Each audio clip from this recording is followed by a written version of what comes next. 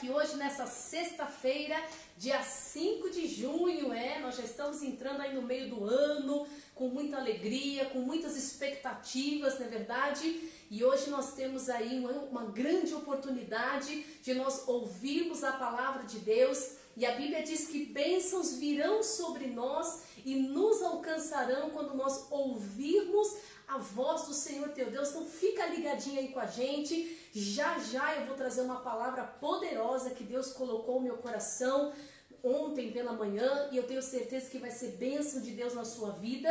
Mas antes eu quero ministrar a você, colocar para você assistir um videoclipe de uma canção que tem tudo a ver com a palavra que nós vamos ouvir hoje, e essa canção chama-se Eu Vou Chegar Lá, do Thiago Pérez. Eu vou chegar lá, e você vai? Então fica ligado, adore ao Senhor, já eu volto, em nome de Jesus.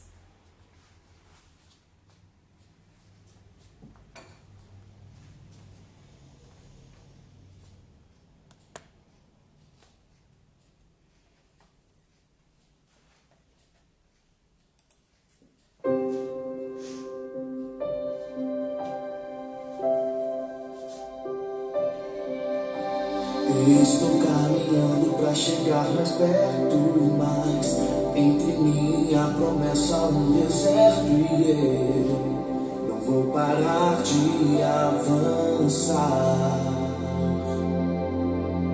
E a cada passo aumenta o cansaço. Olho pro horizonte lá do outro lado, a promessa que estou a esperar.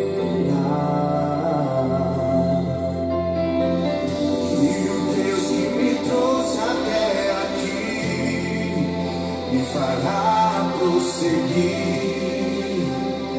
eu vou chegar lá. A palavra que me manteve em pé aqui, alicerçou minha fé, eu vou chegar lá. Eu vou avançando e não penso em parar. Só até o sol raiar,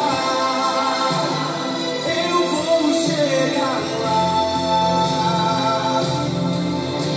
Eu já caminhei bastante, não dá pra voltar.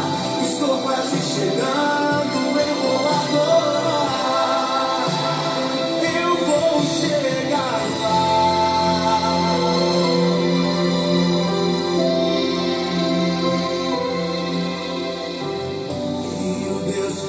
Trouxe até aqui e fará prosseguir,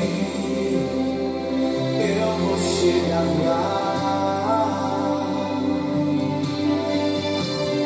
A palavra que me manteve em pé aqui, alicerçou minha fé, eu vou chegar lá.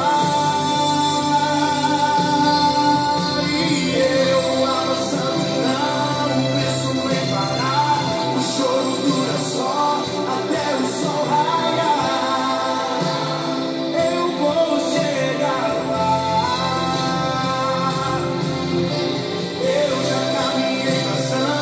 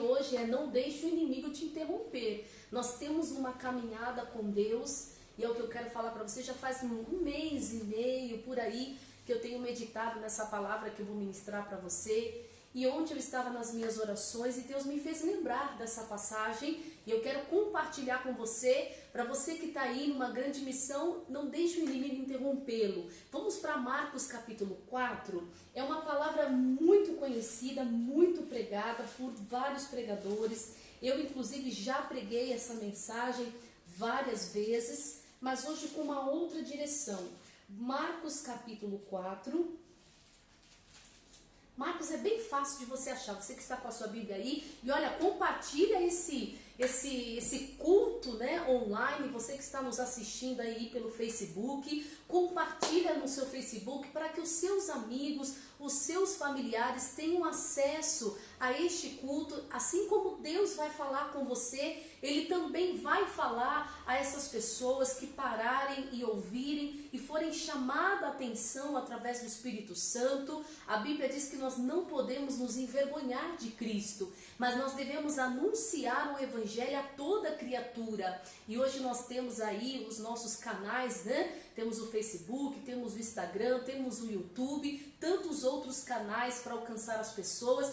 Vamos aproveitar esse tempo e esses canais que Deus, né, nos permitiu estar aqui hoje pregando a palavra, para que mais pessoas conheçam a verdade. Então vamos para Marcos capítulo 4, versículo 35. As Escrituras diz assim: e naquele dia, sendo já tarde, disse-lhes: passemos para outra margem. E eles, deixando a multidão, o levaram consigo, assim como estava no barco. E havia também com eles outros barquinhos. E levantou-se grande temporal de vento, e subiam as ondas por cima do barco, de maneira que já se enchia de água. E ele estava na popa, dormindo sobre uma almofada, e despertaram-o, dizendo-lhe: mestre, não te importas que pereçamos? E ele, despertando, repreendeu o vento e disse ao mar: cala-te e aquieta-te. E o vento se aquietou, e houve grande bonança. E disse-lhe: por que sois tão tímidos? Ainda não tendes fé? E sentiram um grande temor, e diziam uns aos outros: mas quem é este, que até o vento e o mar lhe obedecem? Eu estive meditando nessa palavra desde ontem, e daqui a pouquinho eu vou ler para você alguns versículos adiante aí, mas aqui, no começo dessa passagem, nós conseguimos observar que Jesus havia acabado a sua missão, ele havia pregado a palavra ali para a multidão, e de repente ele dá ordem para que os discípulos, juntamente ele, viesse a passar de uma margem para outra margem. E essa passagem de Jesus para essa outra margem significava que Jesus estava indo para uma outra missão. Ele terminou uma missão ali onde ele estava, e lá do outro lado da margem havia uma missão para Jesus.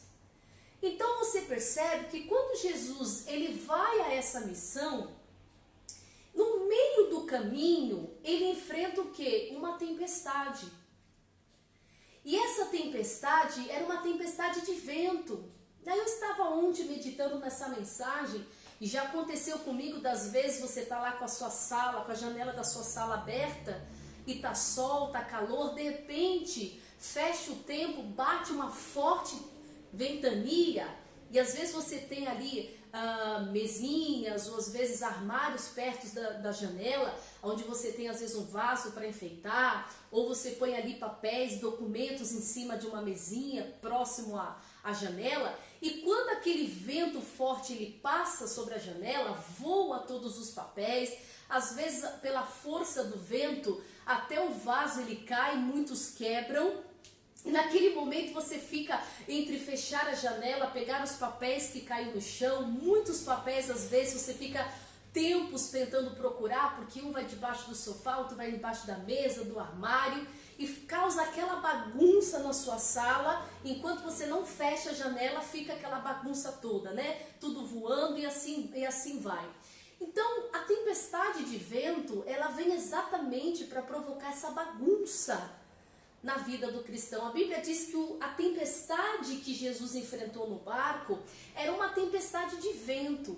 E o vento ele era tão forte que as ondas elas vinham com tanta agressividade que o barco onde Jesus e os seus discípulos estavam, eles estavam enchendo de água, a ponto de se partir, quebrar o barco e eles ficarem ali no meio do mar. Então, a gente vê que eles iniciaram, né, como se diz, uma missão. Mas entre eles iniciarem e eles concluírem essa missão, existe o quê? Existe o meio. E é exatamente sobre isso que eu quero falar com você, que há um mês atrás eu estive lendo essa passagem, estive estudando essa palavra, e Deus sabe a hora certa que a gente tem que pregar a mensagem que Ele nos dá. Então, o período do meio, que é o tempo que a gente precisa entender como é que funcionam as coisas. Pastora, mas Jesus estava indo para onde? Olha o capítulo 5, versículo 1. E chegaram a outra margem. Então, Jesus saiu de uma margem para chegar a outra margem. E as Escrituras diz, capítulo 5, versículo 1, a província dos Gadarenos. E saindo ele do barco, lhe saiu logo ao seu encontro dos sepulcros um homem com espírito imundo. Então Jesus estava indo para um lugar onde uma pessoa estava precisando de libertação. Aquele homem ele era tomado por uma legião de demônios. Eu não vou ler o capítulo todo porque você já conhece. Ou se você não conhece, vai ficar para você estudar, né, de lição de casa. Mas ele chega lá e esse rapaz, ele era tão cheio de demônios que a Bíblia diz que ele se lançava no fogo. Quando os tentavam prender, ele quebrava, né, as algemas, as cadeias. Ninguém conseguia prender aquele jovem. Ele vivia no meio dos sepulcros, ele vivia ali praticamente sem roupa. Ninguém continha aquele homem, porque ele era possuído por espíritos malignos. Mas Jesus sai de uma margem para chegar a esse lugar, né, onde esse rapaz estava, para libertar esse rapaz. Então Jesus, ele foi o quê? Ele foi fazer uma missão, ele foi fazer um bem para aquele rapaz. E o diabo queria? Não, o diabo não queria. Porque o diabo sabia que se Jesus chegasse naquela margem, todo o domínio que ele tinha na vida do rapaz ia ser perdido. Ele ia perder o domínio da vida daquele rapaz. Ele não poderia mais dominar aquele homem e fazer aquelas barbaridades que aquele homem possuído por legiões de demônios estava ocasionando naquela cidade. Então, o diabo, ele sabe que todas as vezes que você se mobiliza para poder fazer algo na sua vida, às vezes você sente no seu coração, por exemplo, de fazer um relógio de oração por alguém. Deus toca o seu coração, traz ao seu coração uma pessoa que você conhece. Você talvez faz tempo que não tem contato com aquela pessoa, mas você passa aquela semana sonhando com a pessoa, pensando naquela pessoa. Aí você põe no seu coração de fazer um relógio de oração de uma semana, todo dia, 11h30 da noite. Aí você começa, né, os primeiros dias, você ora, Deus, eu abençoo aquela pessoa. Se tem um demônio agindo naquela pessoa, eu quebro esse poder do diabo e vai. Daqui a pouco, parece que vem uma ventania contra a sua vida. E aí você muitas das vezes se depara com aquela forte tempestade, parece que vem a doença no seu corpo, vem um problema financeiro, às vezes vem um problema emocional no seu coração, e aí você fala, puxa vida, eu acho que eu não devia ter começado aquele relógio de oração. Foi eu começar aquele propósito de oração, a minha vida começou a virar do avesso. Eu comecei a ficar doente, começou os problemas dentro de casa, eu comecei a me desentender com meu marido. Às vezes as pessoas elas chegam até a pensar que foi um erro delas terem começado aquele relógio de oração. Amados, toda vez que você for se propor a fazer, o diabo sabe onde é que você vai chegar. Como disse a canção do Tiago Pérez, você vai chegar lá. Mas existe esse período do meio, que é onde as tempestades se levantam para paralisar você. Eu me lembro uma vez, há muitos anos atrás, eu era obreira de uma igreja, da Igreja da Graça, do bairro da Vila das Mercês. E tinha uma senhora que ela trabalhava numa biblioteca. Eu carrego muito o testemunho dela, porque isso serve de exemplo para muitos cristãos. E um dia ela estava lá, ela era recepcionista da biblioteca, e um dia, por conta de uma situação, a chefe dela chegou e falou: olha, você vai fazer tal coisa. E se alguém perguntar de mim, você fala que eu não estou no escritório. Quando ela ouviu aquele recado, ela chegou para a patroa dela e disse: olha, a senhora vai me perdoar, mas eu não vou mentir. Se alguém perguntar da senhora, eu vou ser obrigada a falar que a senhora está aqui. Aí a patroa ficou muito brava com ela, falou que ela estava ali, ela estava sendo paga para fazer aquilo que ela queria, porque ela era dona da biblioteca e tal e tal. Ela falou: então a senhora faz o seguinte, a senhora me manda embora, porque eu não vou mentir. Aí a patroa ficou brava, falou: sai daqui, vai lá pro seu posto, vai trabalhar e tal, tal, tal. E durante aquela semana, ela estava lá na mesinha dela, né, na recepção, e toda vez que a patroa chegava, nem olhava na cara dela. E a patroa tinha uma certa amizade, conversava, chegava, dava bom dia, tomava café. E foi uma semana que ela passava na frente da mesa dessa moça e nem olhava na cara dela. Se alguém se aproximava para conversar com ela, ela chamava a pessoa. Não queria que ela tivesse acesso a ninguém, ninguém chegasse perto dela, ninguém conversasse com ela. Foi uma semana de muita luta. Ela chegou ao ponto naquela semana de pedir demissão. Ela estava contando um testemunho que chegou o momento dela chegar para a patroa dela e falou: olha, se a senhora não me quer aqui, a senhora me manda embora. Porque para eu ficar num ambiente onde a senhora não se agrada, não tem prazer da minha presença, então a senhora me manda embora. E por diversas vezes ela pensou em chegar na patroa, mas aí vinha uma coisa no coração dela: aquieta-te. Por muitas vezes ela chegava na empresa pronta para falar com a patroa e vinha assim no coração dela: aquieta-te. E ela não conseguia falar com a patroa. Depois de uma semana, quando foi na segunda-feira seguinte, ela chegou na empresa, ela chegou lá na biblioteca. E aí ela estava sentadinha, arrumou toda a mesa dela, tal, como ela estava acostumada. E aí a patroa dela chegou, não olhou na cara dela, e a patroa dela chamou, falou: vem cá um pouquinho que eu quero falar com você. Na hora que ela se levantou, ela estava dizendo que a primeira coisa que passou na cabeça dela foi: vou ser mandada embora hoje. Aí ela foi. Chegando lá, a patroa dela falou: senta aqui que eu quero falar uma coisa para você. Tá bom, ela sentou esperando a carta da demissão. Aí a patroa dela falou assim: olha, essa semana eu estive pensando e não sei por que eu senti o desejo de colocar você na supervisão da biblioteca. Ou seja, a supervisão era o cargo máximo ali da biblioteca. Ela ia supervisionar todos os funcionários que tinham ali na biblioteca. Na hora que ela recebeu aquela proposta, ela ficou pensando: mas meu Deus, eu passei a semana toda, sendo humilhada, passei a semana toda sendo desprezada por essa mulher, agora ela chega para mim e me dá esse cargo de confiança, mas que coisa é essa? Mas na mesma hora ela falou que o coração dela se alegrou. E ela naquele momento olhou nos olhos da patroa e disse: eu aceito, eu aceito. E aí, amados, o que aconteceu? Ela subiu de cargo, o salário dela aumentou e ela passou a ser mais amiga da patroa do que antes. O diabo sabia que ela estava para receber aquela promoção. O diabo sabia que desde que ela entrou naquela biblioteca, Deus tinha um plano ainda muito maior para ela. É claro que ela entrou no menor cargo de recepcionista. Mas Deus sabia da capacidade, porque ela era uma mulher de Deus. E Deus, como se diz, foi tratando com ela. E ela foi testada ali naquele momento, porque se ela mentisse, se ela pensasse assim: bom, eu preciso do emprego. Se eu perder esse emprego, como é que eu vou pagar minhas contas?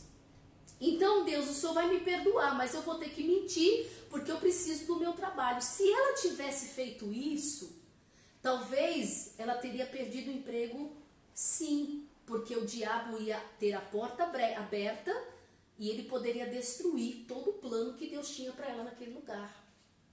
Então, a gente entende, eu estive meditando esses dias nessa palavra, a gente entende que entre você começar às vezes um trabalho e você concluir um trabalho, existe um meio. E esse meio é onde acontecem as tempestades, para você desistir, para você pensar, por exemplo, poxa, foi um erro ter entrado nessa empresa, poxa, foi um erro eu ter me casado com essa pessoa, foi um erro de eu querer, por exemplo, mudar na minha casa, foi um erro, né, eu ter comprado o meu carro, porque às vezes começa a dar problema, às vezes você começa a ter problema no casamento, às vezes você muda de casa e a casa às vezes você começa a se sentir como fora do seu ambiente, aquela luta, toda a pessoa começa a pensar, mas se você for uma pessoa que quando você, por exemplo, mudou da sua casa, que você se casou com a pessoa que você ama, você entrou, por exemplo, numa empresa e você sabe no fundo do seu coração que você deveria ter feito aquilo, então você sabe que naquele momento não foi um erro você ter começado naquela empresa, não foi um erro você ter casado com essa pessoa, não foi um erro você ter mudado da sua casa, mas você está no meio dessa caminhada, dessa missão. E nesse meio é onde começa a se levantar os fortes ventos para tentar bagunçar a sua mente, bagunçar a sua vida, bagunçar suas emoções. Então, amados, esse é um exemplo muito forte de que nós precisamos fazer como Jesus.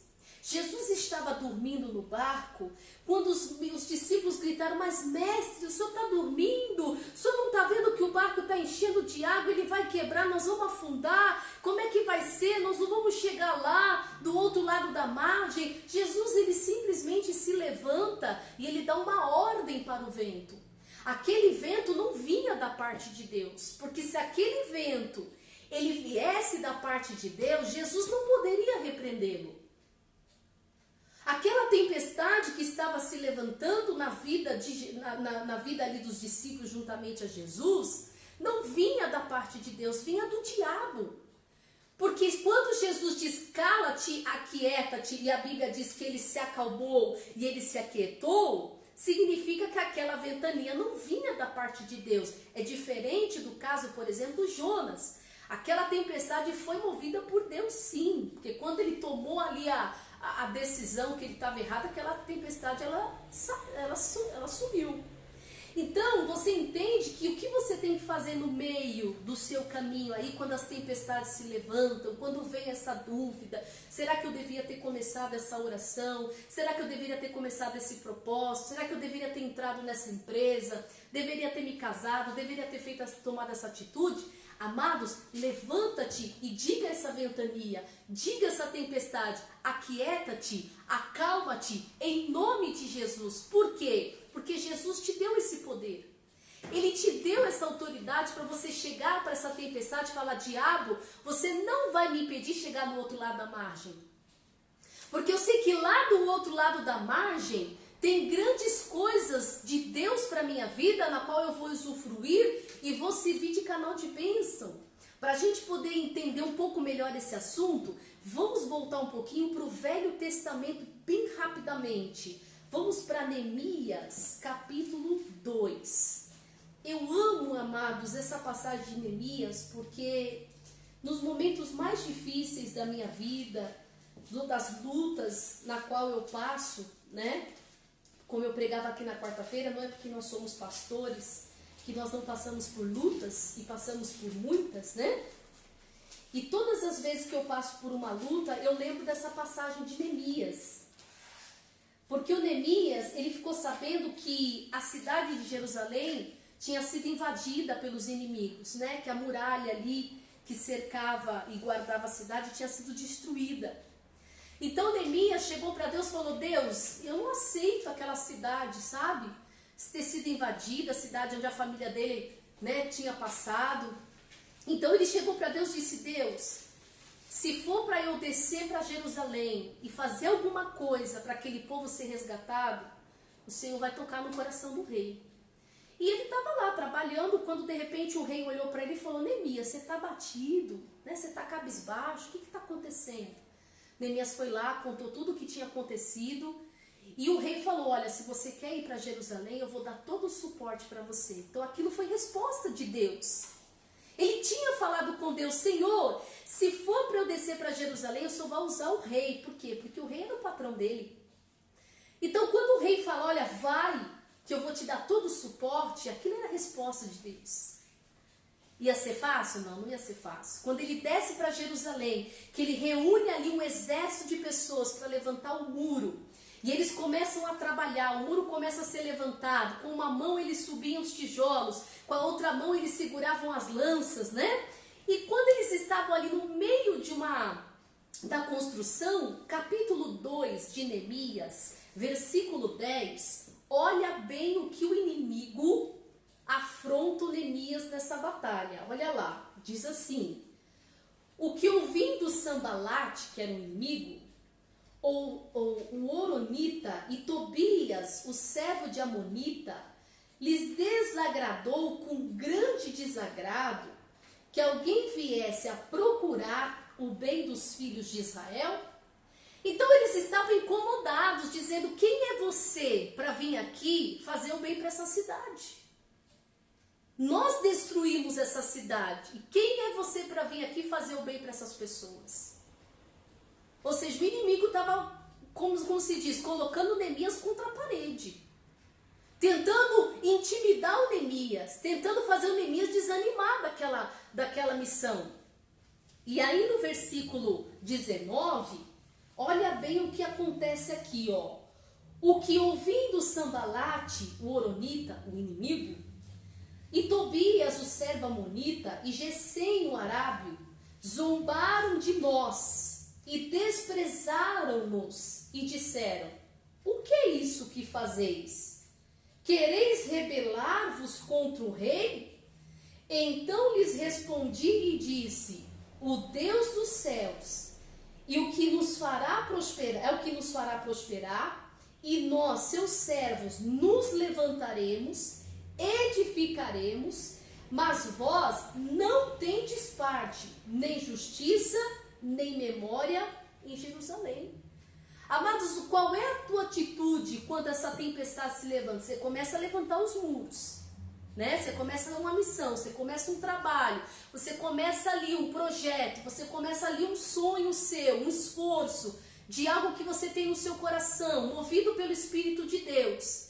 Aí o que acontece? O inimigo vem te afrontar, dizendo: quem é você? Com que força você vai conseguir isso? Com que capacidade você vai conseguir isso? Qual foi a resposta de Neemias para aqueles inimigos? Olha só o finalzinho do versículo 20.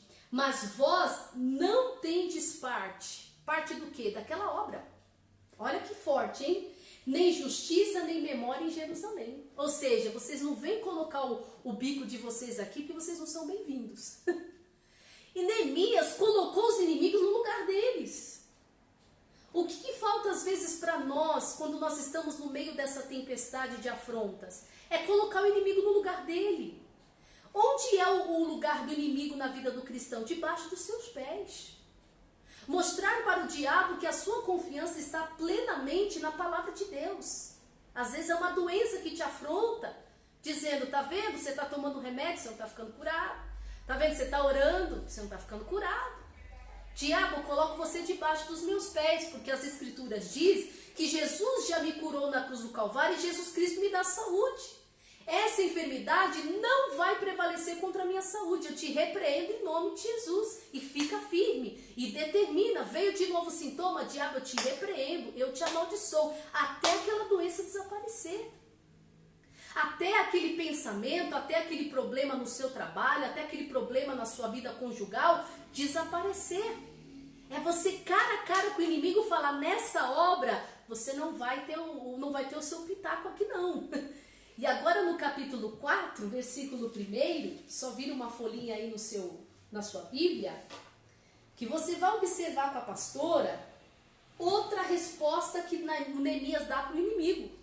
E o inimigo, ele é tão sujo que ele não só afrontou Neemias, né, como se diz, numa opressão, dizendo: quem é você? Nós vamos prevalecer, nós destruímos Jerusalém uma vez, vamos destruir de novo. Mas o inimigo, ele é tão astuto que ele tentou também, como se diz, negociar com Neemias. Ou seja, já que oprimindo Neemias não estava dando certo, vão tentar ser amigável. Então os inimigos chegam para o Neemias e falam assim: ó, Neemias, vem com a gente, vem na nossa tenda, fica um pouquinho com a gente, né? Querendo mostrar que eles estavam ali amigavelmente. Pura mentira. Qual que era a astuta cilada? Tirar o Neemias da obra, porque se eles tirassem o Neemias, que era o cabeça espiritual da obra, eles conseguiriam se infiltrar. Então o diabo ele vai usar inúmeras maneiras para tentar tirar você da obra que você começou. Talvez numa opressão ou talvez em coisas que aparentemente parecem ser boas, amigáveis. Amados, fique firme. Vamos para Neemias 4, versículo 1. E sucedeu que, ouvindo Sambalate, ao inimigo aí de novo, que edificávamos o muro, ardeu em ira, que é o que acontece. Se indignou muito e escarneceu dos judeus. E falou na presença dos seus irmãos e do exército de Samaria e disse: que fazem esses fracos judeus? Permite-se-lhe-á isso? Sacrificarão? Acabá-lo-ão num só dia? Vivificarão dos montões do pó as pedras que foram queimadas? E estava com ele Tobias o amonita e disse: ainda que edifiquem, vindo uma raposa derrubará facilmente o seu muro de pedra. Ouve, nosso Deus, aí vem Neemias falando, que somos tão desprezados, e caia o seu opróbrio sobre a sua cabeça, e faze com que seja um despojo numa terra de cativeiros. Às vezes o inimigo faz você se sentir fraco diante de uma tempestade. Você viu o que ele falou aqui no versículo, deixa eu pegar aqui no versículo 2, e falou na presença de seus irmãos do exército de Samaria e disse: que fazem esses fracos judeus? Às vezes o diabo ele fica falando ali na sua mente: você é fraco, você não tem fé, você não tem forças, né? Ele tenta vir com pensamentos e sentimentos para enfraquecer você, desanimar você. Eu tô com isso, eu tô com aquilo. O que o Neemias falou? O Neemias falou no versículo 4: ó Deus, nós somos desprezados por esses inimigos, mas que eles caiam por terra, que eles não prevaleçam diante dessa grande obra que nós estamos. Então vá a Deus como Neemias. Não estava fácil para Neemias, não. Eu li aqui por cima, mas se você for ler o livro de Neemias, você vai ver quantas e quantas vezes o inimigo foi lá para tentar desanimar ele.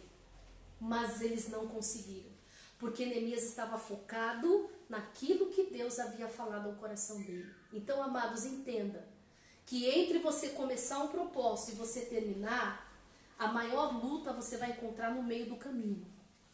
Então não deixe que a tempestade, que as vozes do inimigo venham paralisar você, quando você sabe no fundo do seu coração que Deus está no barco, que Deus está no controle da sua vida. Para a gente fechar essa mensagem, vamos para a segunda carta aos Coríntios, que eu quero orar com você. Vai preparando o seu copo com água, que eu vou pedir para Jesus colocar o remédio nessa água. Não é uma água milagrosa, mágica, mas é uma água que nós vamos pedir o poder de Deus para poder curar as pessoas, libertar as pessoas em nome de Jesus. Então vamos lá. Segunda carta aos Coríntios, capítulo 8, versículo 11. Esse versículo que eu vou citar para vocês, há muitos anos atrás, ele fez um grande sentido na minha vida. E eu tenho certeza que ele vai fazer um grande sentido para a sua vida hoje. Eu vou ler para você a tradução atualizada, mas você pode acompanhar aí na sua Bíblia, que Deus vai falar da mesma maneira. Então, segunda carta aos Coríntios, capítulo 8, versículo 11. Portanto, continuem e completem o trabalho. Façam isso com o mesmo entusiasmo que tiveram no princípio, dando de acordo o que tem. Porque se alguém quer dar, seja aceita a oferta conforme o que a pessoa tem. E Deus não pede o que a pessoa não tem.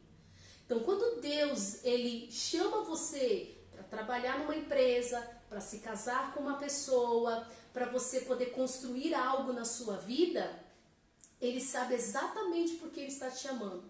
E Ele diz aqui, Deus não pede o que a pessoa ela não tem.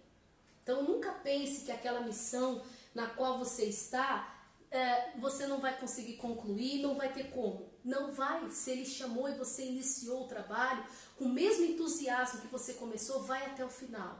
Porque Deus, se o Senhor me colocou nessa missão, o Senhor sabia que eu tenho capacidade, eu tenho uma habilidade que vai fazer eu chegar lá no final e vai fazer eu concluir essa missão. Jesus sabia disso, por isso Ele repreendeu a tempestade, chegou na cidade dos Gadarenos, repreendeu a legião, aquele menino voltou ao seu juízo e ele foi um canal de bênção, um testemunho do Senhor Jesus naquela província.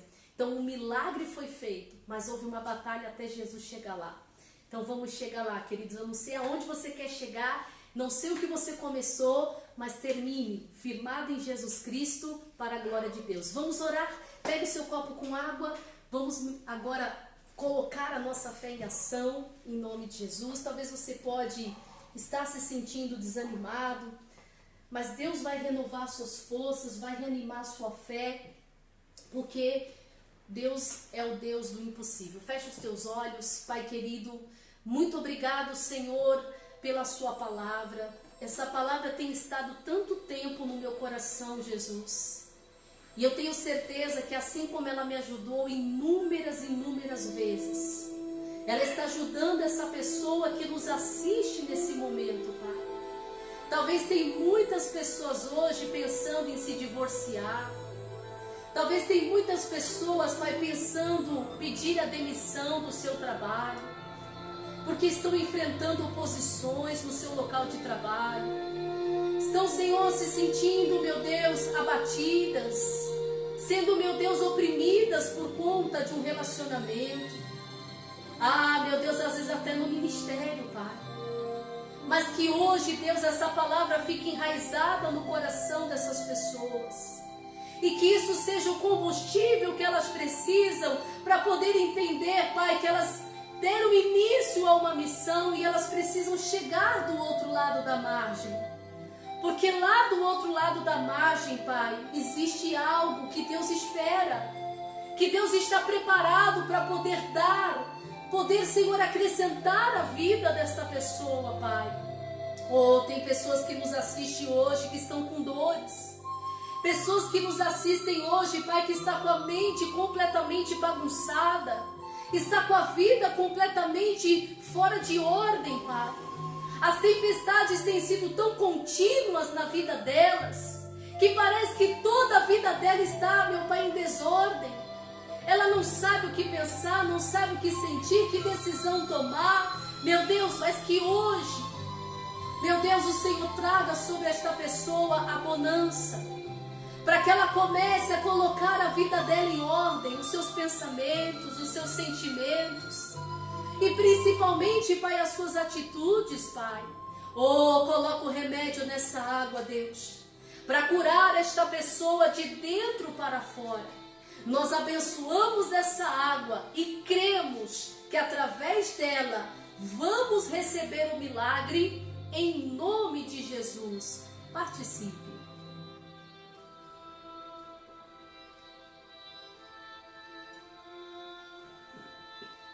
Glória a Deus. Continue com seus olhos fechados. Una sua fé com a minha agora. Você recebeu a fé, agora você tem que pôr em prática. Jesus, Ele repreendeu a tempestade. Qual é a tempestade que tem se levantado na sua vida? Repreenda ela agora. Se é uma enfermidade, diga: espírito de enfermidade, solte o meu corpo agora. Se é uma perturbação na sua mente, levante a sua voz agora, onde você estiver, e diga a esses pensamentos que eles soltem a sua mente agora. Talvez esse sentimento de ódio, esse sentimento de vingança que está ardendo no seu coração, diga: espírito do ódio, da vingança, saia do meu coração agora. Esta pessoa que talvez está pensando em tirar a própria vida, ela não vê mais cores na sua vida, parece que a vida dela é tudo em branco e preto. Satanás, solte a mente dela agora com esse pensamento de suicídio. Essa pessoa que está pensando em tirar a vida da outra, Satanás, tira suas mãos agora, pega o seu sentimento de morte e vai soltando agora em nome de Jesus. Jesus, onde você estiver agindo, no casamento, no local de trabalho, demônio, solta agora dessa casa, desses familiares, do ministério dessa pessoa, em nome de Jesus, nessa missão que ela iniciou na vida dela, saia em nome de Jesus para a glória do Pai. Senhor, eu abençoo a todos e aqueles que oraram com fé juntamente comigo nesse momento, sejam visitados pelo teu poder, pela tua unção, Pai, que despedaça o jugo, a unção, meu Pai, que nos ensina todas as coisas. Que ela receba a cura. Diga, eu recebo a minha cura. Diga, meu corpo fique curado. Diga, meu espírito, minha mente seja livre. Em nome de Jesus, para a glória do Pai. E você que crê, diga graças a Deus. Você pode abrir os seus olhos agora e começar a celebrar a sua vitória. Lembrando que o justo não vive por vistas, mas ele vive por fé. Já comece a comemorar a sua cura. Comece a comemorar pela restauração do seu casamento, pela restauração do seu trabalho. Em nome do Senhor Jesus, que eu creio que você vai testemunhar esse milagre. Deixa eu passar recadinhos bem rápidos para você, porque nós temos que finalizar a nossa reunião. Mas olha, compartilhe, que vai ajudar muitas pessoas essa mensagem. Deixa eu falar rapidamente sobre o nosso canal do YouTube, a pastora Carolina Lepori. Tem um canal lá no YouTube, você que ainda não se inscreveu, olha, nós estamos contando com você para poder ministrar a palavra de Deus a todo canto. Então vai lá, se inscreva, clique na notificação, no sininho, todas as mensagens você vai receber e vai participar e vai compartilhar. Amados, domingo agora é o primeiro domingo do mês e eu gostaria que você já se programasse e convidasse a sua família e os seus amigos para estar conosco na live às 8h30 da manhã. É o domingo de nós nos enchermos do Espírito Santo. O Senhor Jesus subiu aos céus e nos deixou o Espírito Santo. Ele que nos ensina todas as coisas, Ele que nos conforta, Ele que nos consola, Ele é que nos ajuda. Então nós precisamos nos encher do Espírito Santo para que possamos estar conectados com Deus. Então vem estar com a gente 8h30 da manhã, no grande domingo, nos enchendo do Espírito Santo, tá bom? Fica aí esse recado especial e que você tenha um final de semana ricamente abençoado pelo Senhor. E eu te aguardo domingo, 8h30 da manhã, em nome de Jesus.